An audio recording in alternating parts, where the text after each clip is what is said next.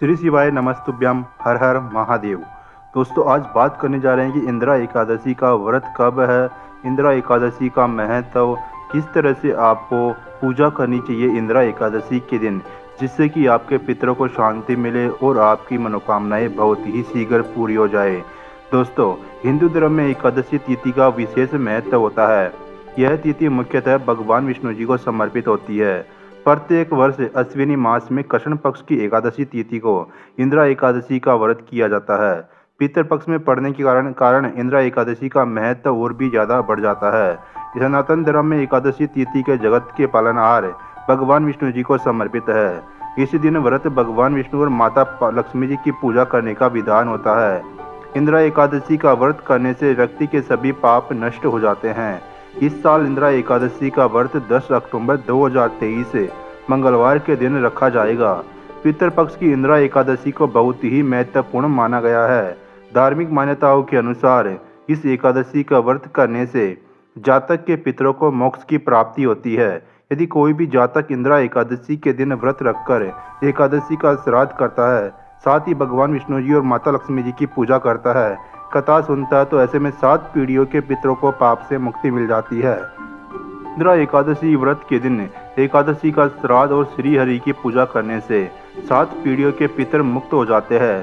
दोस्तों अब जानते हैं इंदिरा एकादशी का मुहूर्त। इंदिरा एकादशी का मुहूर्त है अश्विनी कृष्ण पक्ष एकादशी तिथि शुरू होने का जो समय है वो है 9 अक्टूबर 2023 से दोपहर के 12:36 से शुरू हो जाएगा। तो एकादशी तिथि समाप्त होने का जो समय है वो 10 अक्टूबर दोपहर के 3:08 पर है। भगवान विष्णु जी की पूजा का जो समय है वो सुबह के 9:13 पे शुरू हो जाएगा, दोपहर के 12:08 तक चलेगा। 10 अक्टूबर के दिन भगवान विष्णु जी की आपको पूजा करनी है। इंदिरा एकादशी व्रत का पारण आपको सुबह के 6:19 से लेकर के 8:39 तक आप कर सकते हैं। 11 अक्टूबर को आपको व्रत का पारण करना है। इंदिरा एकादशी का व्रत पितृपक्ष के दौरान पड़ता है, इसलिए व्रतियों को श्राद्ध के भी कुछ नियमों का पालन करने की बात शास्त्रों में बताई गई है। व्रत का आरंभ करने से पूर्व दशमी तिथि में पवित्र नदी में तर्पण करें और स्नान करने के बाद ब्राह्मणों को भोजन करवाकर स्वयं भोजन करें। दशमी तिथि को ही सूर्यास्त के बाद भोजन नहीं करना चाहिए। उसके बाद अगले दिन एकादशी तिथि में सुबह जल्दी स्नान करके व्रत का संकल्प लेना चाहिए। श्राद्ध तर्पण करें और फिर से ब्राह्मणों को भोजन करवाएं। इसके बाद अगले दिन द्वादशी तिथि में दान दक्षिणा देने के बाद ही व्रत का पारण करना चाहिए। दोस्तों अब जानने वाले हैं इंदिरा एकादशी की व्रत कथा। कथा के अनुसार सतयुग में एक इंद्रसेन नाम का एक प्रतापी राजा था जो महिष्मती नगरी में राज्य करता था। उसे पुत्र पौत्र धन धान्य आदि सभी सुख प्राप्त थे। एक दिन नारद मुनि राजा इंद्रसेन की सभा में उनके मृत पिता का संदेश लेकर पहुंचे। नारद जी ने राजा इंद्रसेन को बताया कि कुछ दिन पहले उनकी भेंट यमलोक में राजा के पिता से हुई। राजा के पिता ने नारद जी को बताया कि उनके जीवन काल में एकादशी का व्रत भंग हो गया था, जिस कारण उन्हें अभी तक मुक्ति नहीं मिल पाई और वह अभी भी यमलोक में है। यह संदेश सुनकर राजा को बहुत ही दुख हुआ और उन्होंने नारद जी से अपने पिता को मुक्ति दिलाने का उपाय पूछा। इस पर नारद जी ने उत्तर दिया, अगर वह अश्विनी माह में पड़ने वाली इंदिरा एकादशी का व्रत करेंगे तो इससे निश्चित ही उनके पिता को सभी प्रकार के दोषों से मुक्ति मिलेगी, साथ ही वैकुंठ की भी प्राप्ति। राजा ने ऐसा ही किया और नारद जी से इस व्रत की विधि भी पूछी। इसके बाद इंदिरा एकादशी के दिन राजा इंद्रसेन ने व्रत का संकल्प लेकर भगवान विष्णु जी की पूजा की।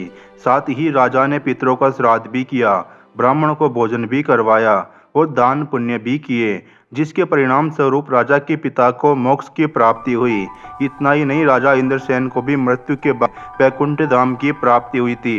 दोस्तों अब जानने वाले हैं इंदिरा एकादशी व्रत के दिन आपको क्या क्या सामग्रियों की आवश्यकता होगी।